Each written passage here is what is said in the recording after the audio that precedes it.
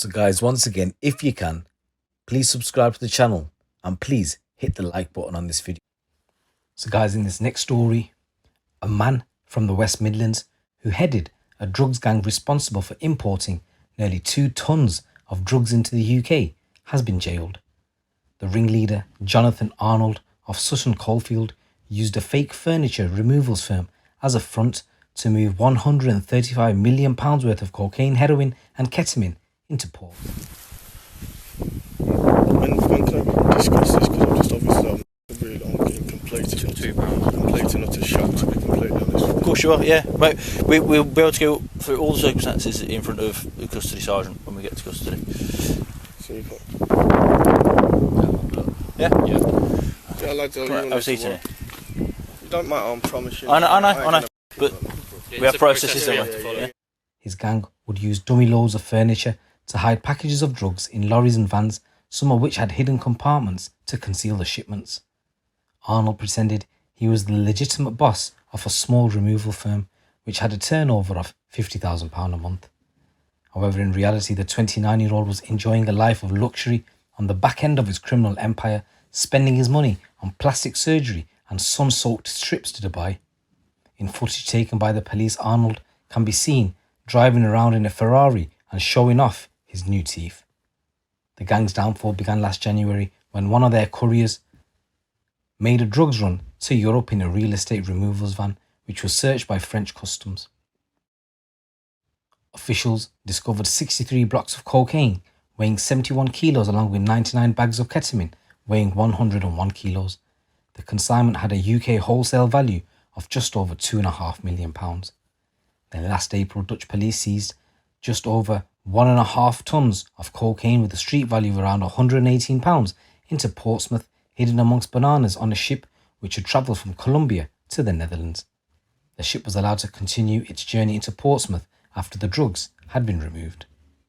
And in June last year, another of the gang's drivers, Connor Fletcher from Wolverhampton, travelled to a town near Amsterdam for an overnight trip and returned with 60 kilos of cocaine hidden in 2 secret compartments built into the floor of the lorry. By this point, the regional organised crime unit for the West Midlands had linked him to the gang, and he was intercepted by Border Force on his return and was arrested. The gang was arrested and a trial concluded today at Birmingham Crown Court. Arnold, who's 29, admitted 4 charges of conspiracy to import and supply drugs, which are cocaine, heroin and ketamine. James Jenkins, who acted as a supervisor for the operation, was found guilty of 2 charges, conspiracy to supply and also import cocaine. Fletcher, who's 25, of Wolverhampton, who drove an HGV into Dover from Calais containing 60 kilos of cocaine concealed within 2 hides, was found guilty of conspiracy to import cocaine. And Humayun Sadiq, who's 43, of Manchester, was found guilty of conspiracy to import cocaine. There were 2 other men who were found not guilty of the drugs charges against them. So sentencing is going to take place at a later date, and Detective Chief Superintendent Jenny Skirm, head of the West Midlands Regional Organised Crime Unit, said, "We can't underestimate the scale and significance of this criminal organisation. This is the biggest drugs case that we have ever dealt with as an organisation." The gang was operating at the highest levels of criminality, bringing in industrial quantities of drugs to sell on the streets of the West Midlands and beyond. As the head of the crime group, Jonathan Arnold enjoyed a lavish lifestyle, driving luxury cars and enjoying trips to Dubai. He gave the impression that he was a legitimate businessman with a small firm which moved furniture and had a turnover around £50,000 a month. However, the reality was that he was arranging tens of millions of pounds worth of drugs to be imported into the UK from Europe and South America, which would have gone on to cause untold misery and significant harm to communities. We were able to build a really detailed picture of this operation through mobile phone analysis, CCTV and other intelligence. Working with the National Crime Agency, Border Force and law enforcement abroad, we've been able to put the gang behind bars where they will spend many years. Tim Burton, the specialist prosecutor for the Crown Prosecution Service, said this was a sophisticated criminal operation and the amount of drugs this gang was attempting to import into the country was colossal. These drugs were intended to be put into the hands of other crime groups.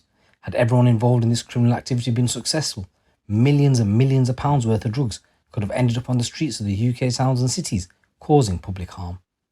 The CPS worked closely with the NCA and West Midlands Police Regional Organised Crime Units to build a strong case resulting in their conviction, disrupting the trafficking of drugs into the country. Absolute madness, guys. What do you think with regards to that story? And in another news story coming from West Midlands ways, a man has been jailed for 9 years for trying to hide a loaded gun under a van after attempting to get away from the police.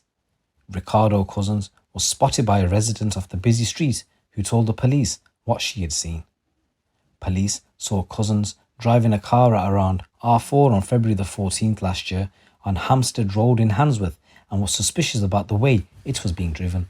But when they tried to stop him, he sped off in a bid to escape. During the pursuit, he narrowly avoided causing an accident with others having to brake to avoid a collision.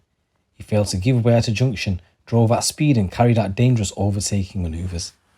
The officers abandoned the pursuit after driving into Antrobus Road, and Cousins got out of the vehicle and ran over to a parked van where he hid a bag under one of its wheels. The judge, Samantha Crabb, said that bag later transpired to contain a blank firing pistol that had been adapted to fire live ammunition. There within the blank firing pistol 5 rounds of ammunition. That firearm was loaded and ready to be fired. However, a resident of Antrobus Road was watching you put the bag under the wheel. The police arrived soon after that and the member of public informed them what you had done. You were blocked in by the police car and unable to get away.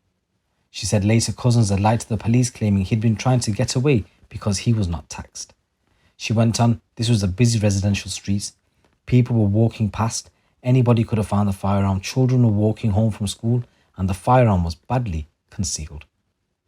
Cousins, who's 33 of Birmingham, had previously been convicted following a trial at Birmingham Crown Court of possessing a prohibited firearm and admitted dangerous driving. He was jailed and banned from driving for 5.5 years. The court heard he had a conviction for aggravated burglary and possessing a firearm and had previously been handed an indeterminate sentence. The defence, Graham Henson, said Cousins had been recalled on licence and went on the probation board will take a good deal of persuading to release him in the foreseeable future. He was guilty, but the reason he did not plead guilty was because he was scared. His defence said the defendant was a father who worked in construction and had been trying to escape because of the firearm. And in a new story coming from Durham ways, a man who set fire to 10 cars on one residential street is today starting a lengthy prison sentence. Paul Ree was arrested days after the incident in Wilson Street and Milburn Street in Crook in February after officers worked around the clock to gather evidence and seek charges. Despite him trying to evade the police, the 39-year-old of Millfield and Sunderland was arrested and charged with 10 counts of arson. And today he was sentenced to 7.5 years in prison with 4-year extended sentence as a dangerous offender.